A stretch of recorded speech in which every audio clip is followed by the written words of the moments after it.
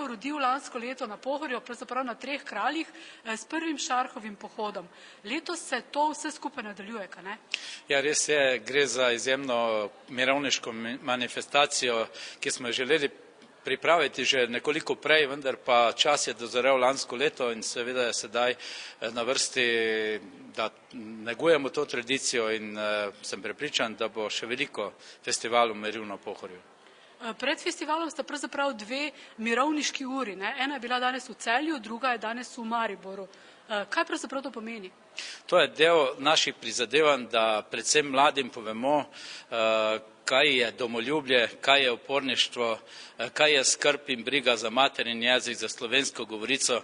Namreč danes se takole preprosto razmišlja, da je do slovenske države prišlo kar samo po sebi, vendar pa to še daleč ni tako. Mladim je treba povedati, kajti niti sami nimajo prave možnosti, da izvedo iz prve roke, kako je prišlo do samostojne države Slovenije, in tukaj so nekateri najbolj pomembni kreatorji teh dogodkov, tako iz leta 41, 45, kot tudi iz leta 91.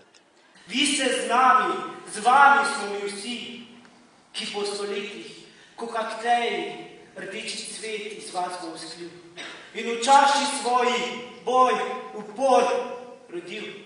Tako pa še živimo, čeprav nas je milijon samo. Zdahnili bi, da ne trpimo, z uporno dvignjeno glavo.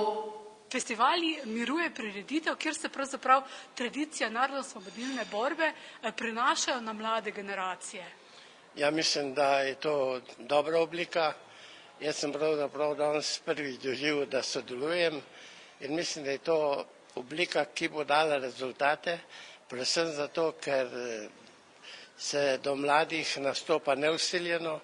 Mislim, da dobro sprejemajo in da jim bo tega, kar so danes slišali, kar bo še v bodoče slišali, veliko ostalo in da jim bo v življenju koristilo.